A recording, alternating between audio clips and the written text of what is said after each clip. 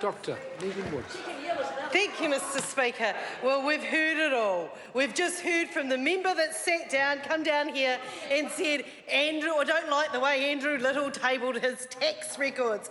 Well, I put it to that member, if John Key has nothing to hide, if he has nothing to run and nothing to fear, then why doesn't he come down to this House and show us his tax records? Let's have some transparency from this government on tax. It would make a change. Because, Mr Speaker, we saw it all again in question time today. The man of many hats is back. And this time he's even more slippery, he's even more evasive, but he's back and he's trying to dance on the head of a pin. This is the man that sat back and watched a dirty tricks campaign run out of his office. This time he's back here in the House trying to tell us he can't answer whether or not Bahamas is a tax haven. That's what we heard today from the Prime Minister. Well, Prime Minister, Google it. Get a brochure from the Bahamas Tourism Office. It's how they market themselves. But he's back and he's on the side of people avoiding, on the side of people evading. He's shushing his way through, and he's on the side of people who are money laundering and people who are hiding stolen assets. And what does this mean for you and I, you, Mr Speaker? I'm sure you pay your taxes. What does this mean for people who pay their PAYE, for the business owners who pay their tax, for the companies that pay their tax?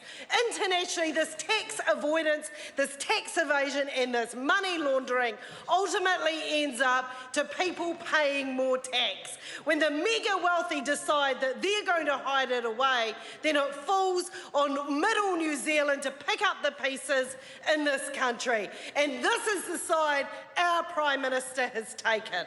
He has decided that he is going to protect that.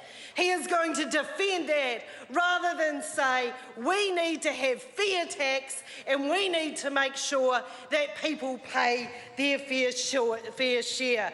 This isn't the kind of country that any of us want. It certainly isn't the kind of country where we make sure that people pay their fair share and we spend that on health.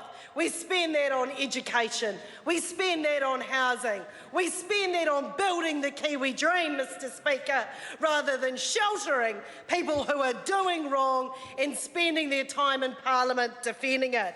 And then we had a very limited game of defence played by the government today. Obviously they weren't queuing up at procedures to ask for a call in this general debate because they knew what was coming. We had Jerry that came down, and I'd have to give the Minister a subpar performance. It really wasn't up to Jerry's normal standards. But then I'm the Minister's standard. But then I guess that particular Minister remembers that it was the Prime Minister that is quoted as saying, I've told Jerry to deliver me a paper that has a 0 rating of funds and will work on that, when he was in the role of the Minister of Economic Development.